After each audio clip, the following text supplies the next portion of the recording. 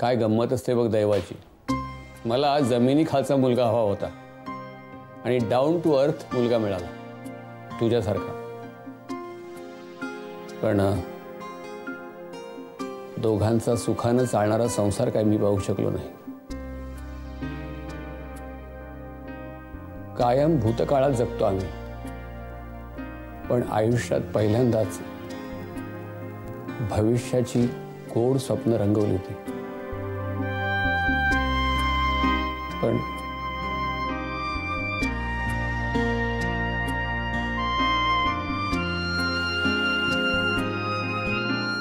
ज्या डोळ्यांनी कन्यादान पाहणार होतो त्याच डोळ्यांनी अंतिम संस्काराचे क्षण पाहिले. क्षिप्रा गेली आणि स्वतःला कामाच्या रगाड्यात झोकून दिलं मी. पण तरीही तिला विसरू शकलो नाही. अजूनही तिचे शब्द कानात घुमतात. कोरल्या गेलेल्या काही गोष्टी वर्षानुवर्ष तशाच राहतात, कारण त्या कशा कोरल्या गेल्या यावर अवलंबून असतात. बाबा हे नाव मनावर मित्र म्हणून कोरलं गेलं. खूप हळूवार, तरीही खूप खोल.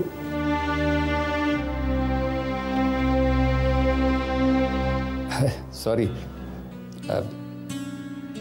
तुम्हाला इमोशनल केलं मी. क्षिप्रा नाही आज, पण आज एक मैत्रीण तर मिळाली. फ्रेंड्स. फ्रेंड. हो.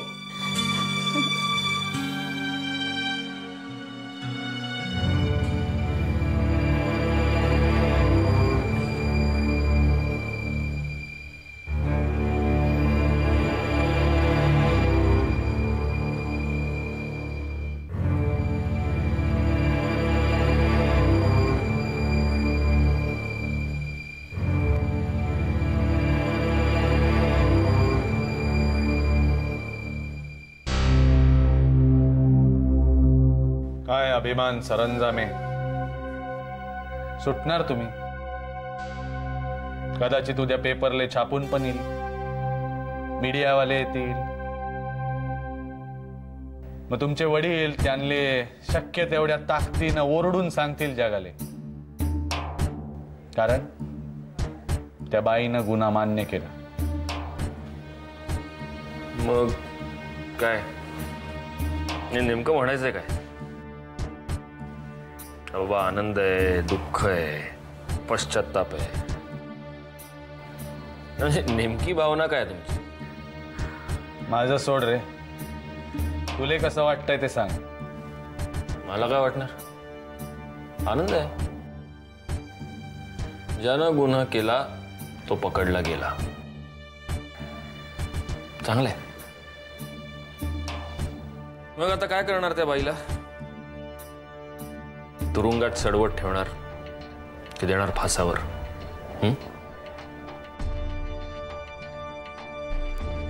एक मात्र आहे वजलवार, हे सगळं जेव्हापासून झालंय तेव्हापासून तुमच्या चेहऱ्यावर मात्र फक्त एक मोठं प्रश्नचिन्ह दिसतंय मला.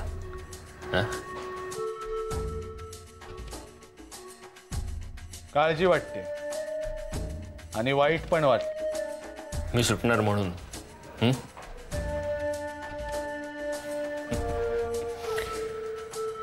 काळजी, वाईट हे शब्द येतात तुम्हाला वजलवार? का?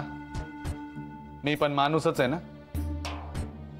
मला तू सुटणार म्हणून वाईट नाही वाटत ना त्या बाईचं वाईट वाटतंय. मला वाईट वाटतंय तिच्या 2 पोरांचं.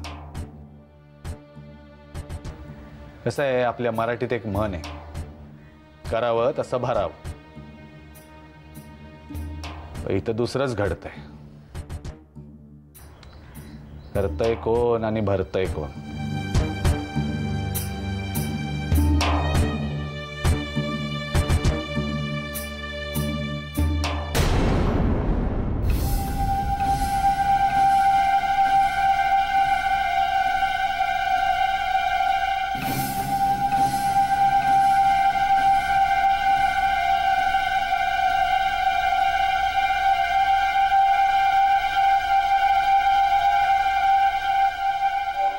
जो दुसऱ्यावर विसंबला त्याचा कार्यभाग बुडाला.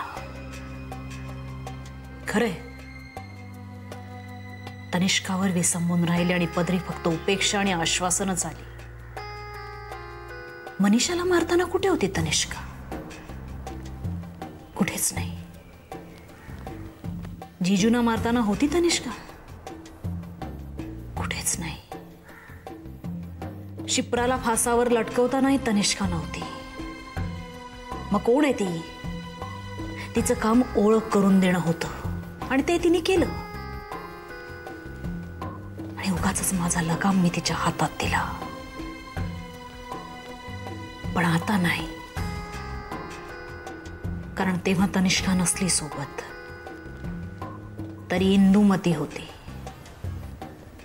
थोडक्यात काय, तनिष्का नावाच्या कुबड्यांपेक्षा इंदुमतीची गती हवी आहे मला. इंदुमती हवी आहे. इंदुमती.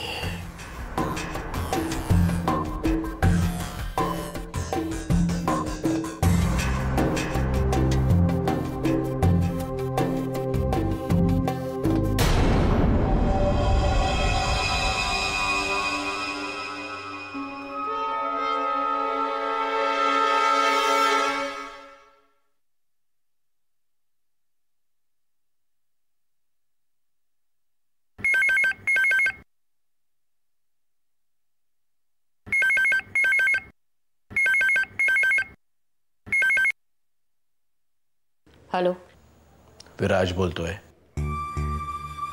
बोला. आय एम सॉरी, एकच प्रश्न अनेकदा विचारतोय, पण त्यामागेही कारण आहे.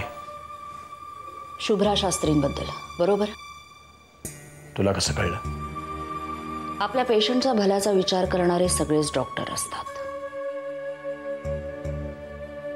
पण त्याच्या वैयक्तिक आयुष्यातले प्रॉब्लेम्स आपले मानणारे डॉक्टर खूप कमी असतात.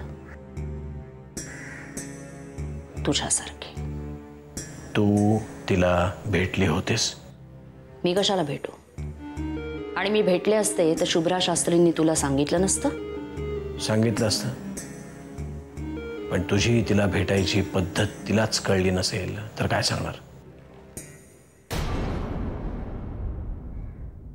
काय म्हणायचंय काय तुला? तू तुझी भेटीची इच्छा पूर्ण करण्यासाठी कोणत्या पद्धतीने काय करू शकतेस हे मी तुला सांगण्याची गरज नाहीये तनिष्का. तुला असं का वाटतंय? कुठल्याही कारणाशिवाय एका सुखी जोडप्यामध्ये वाद सुरू होतात, तेव्हा प्रॉब्लेम दोघांमधला असला तरी कारण तिसरी व्यक्ती असते. मग माझा काय संबंध? ओळखीच्यांशीही अनोळखीपणे वागणारी तू ओळख नसलेल्या मिसेस शास्त्रींची चौकशी सहज करत होतीस. अगदी सहज. गेल्या वेळी मी तुला हेच सांगितलं होतं. कावळा बसायला आणि फांदी तुटायला एकच गाठ पडली तर त्याला योगायोग म्हणतात.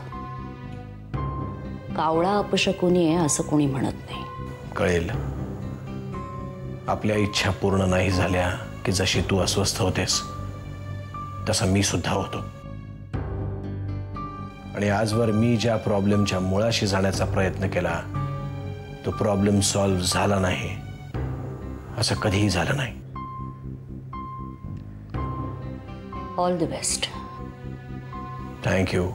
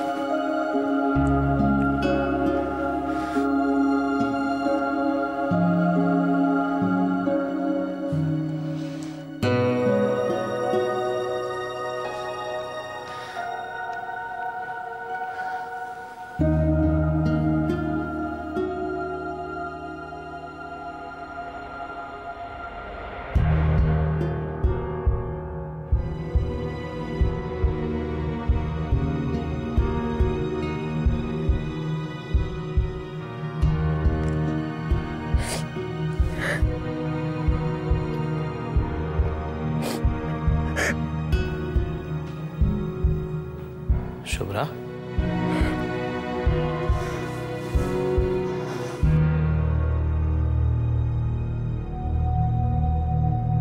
काय ग, काय झालं?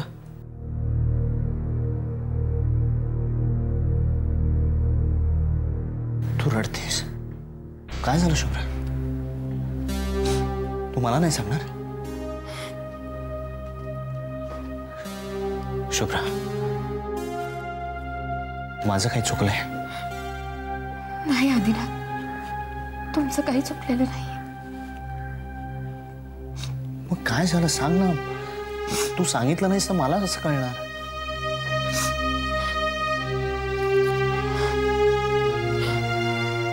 आदिनाथ, माईची खूप आठवण येते. शुभ्रा, का माहिती? ग मग रडतेस काय? उद्या सकाळी आपण माईला फोन कर.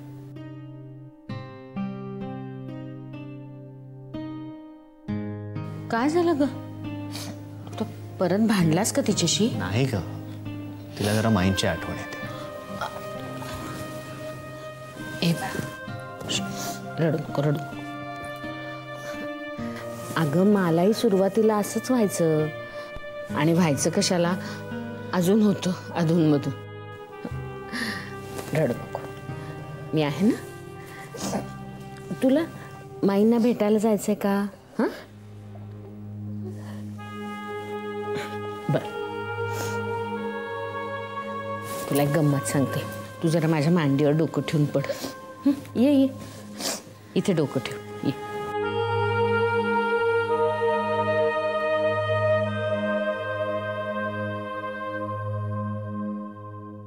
डोळे बंद करायचे आता.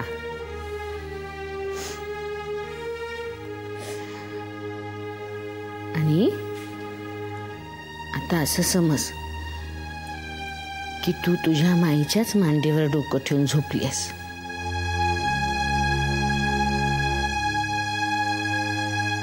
अगं बाळा, आई माहेरची असू दे नाही तर सासरची, आई ती आईच असते. तिची माया सारखीच असते.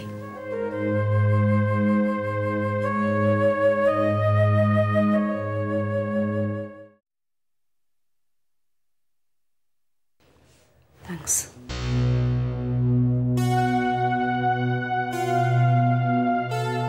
अचानक सकाळी सकाळी? व्यवसायानं वकील आहे ना, दुसऱ्यांवर आरोप करायची सवय आहे. स्वतःवर आरोप झालेले सहन होत नाहीत.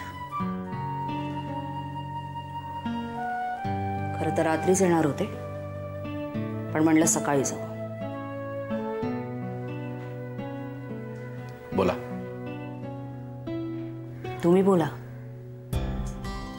माझ्यामुळे कोणाच्यात भांडणं झाली? म्हणजे मान्य आहे तर? नाही, असं तुला वाटतंय. आदी आणि शुभ्रामध्ये म्हणजे मी चौकशी केली म्हणून काय आरोप आहे? साधी कोणाची चौकशी केली तर इतकं, मग कोणाला मदत करायला गेले तर लोकांचे संसार उद्ध्वस्त होतील, नाही? बरं बाबा, असं काय घडलं माझ्या चौकशीमुळे?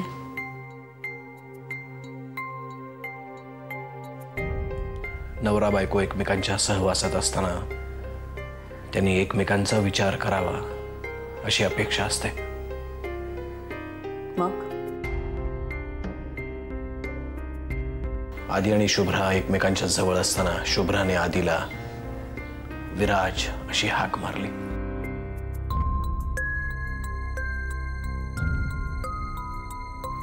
काय?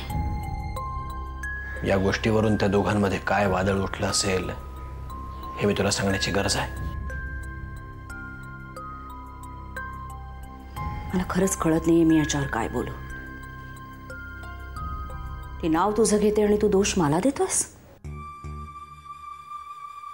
याला मी चोराच्या उलट्या बोंबा म्हणू का? तनिष्का, ओरडून बोलायची गरज नाहीये.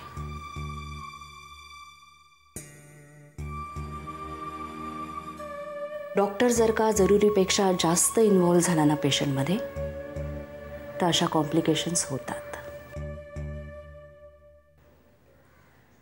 त्यामुळे शुभ्रा असं का म्हणाली हे माझ्यापेक्षा डॉक्टर विराजच जास्त चांगलं सांगू शकतील. हे नाफ्तानिष्का, मला असं वाटतं माझ्यातल्या माणसाला तू अजून ओळखूच शकले नाहीस. पण तेवढंच नाही, माझ्यातल्या डॉक्टरलाही तू अजून ओळखू शकली नाहीस. आपल्या पेशंटमध्ये अशा प्रकारे इन्व्हॉल्व्ह होणं एका सायकॅट्रिस्टच्या एथिक्समध्ये बसत नाही.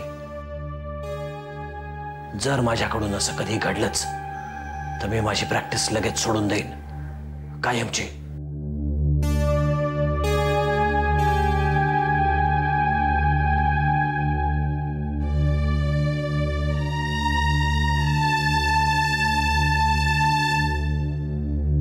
मला वाटतं आपलं बोलून झालं असेल तर मला तयार व्हायचंय.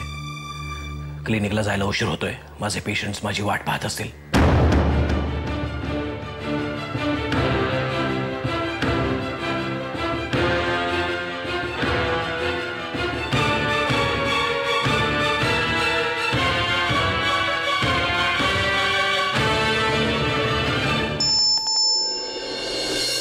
या ना, प्लीज. हॅलो, या ना.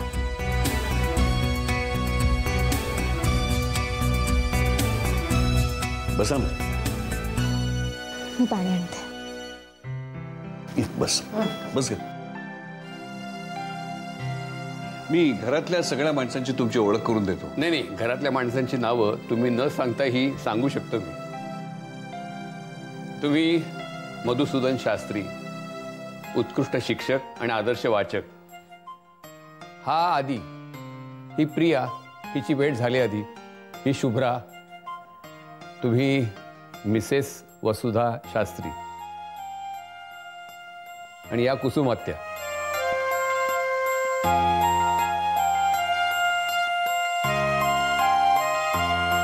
असे मी जादूगर असल्यासारखे पाहू नका. या घरातल्या माणसांविषयी मी क्षिप्राकडून इतकं ऐकलंय की आज पहिल्यांदाच भेटत असलो तरी आधी भेट झाली आहे असं वाटतंय मला.